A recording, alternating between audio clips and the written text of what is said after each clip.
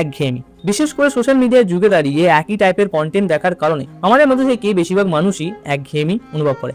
অনেকে বেজে উঠতে পারে না, অনেকে বেজে ওঠে, যেমন আমরা বা আমি তুমি। আর আমরা কি করি বলো তো? আমরা শুধুমাত্র কন্টেন্টের টাইপটাকে পাল্টে দিই। হ্যাঁ, যারা করে না তাদেরকে বলি এটাই হলো উপায়, শুধুমাত্র তোমাদের কন্টেন্টের টাইপটাকে পাল্টে দাও। টাকার ব্যাপারে ভিডিও দেখছো, ভালো কথা, কিন্তু 2 থেকে 3 দিনের জন্য টাকার বিষয়টাকে একটু স্পিরিচুয়ালিটি বা ফিলোসফির বিষয়ে যে পডকাস্ট হোক বা ভিডিওগুলো সেগুলোকে দেখতে শুরু করে দাও। হতে পারে নোটিফিকেশনাল অ্যানিমেশন হতে পারে যেগুলো অ্যাওয়ার্ড উইনার। আর কখনো যদি বুঝে উঠতে না পারছো যে কি দেখবে, এটা ঠিক করে উঠতে পারছো না, তাহলে কিছুই দেখো না। 2 থেকে 3 দিন কিচ্ছু দেখো না, ফোনটাকে সাইডে রেখে দাও আর শুধুমাত্র বসে থাকো ফাঁকা সময়তে।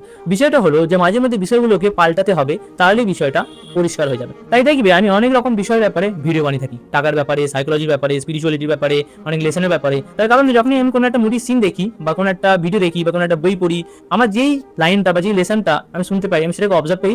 আর আমি যখনই সেটা কিন্তু ভিডিও বানাই, যে অনুভূতিটা নেবে আমরা বেঁচে থাকি, সেই অনুভূতিটা কেটে যায়। কোন অনুভূতিটা বলো তো?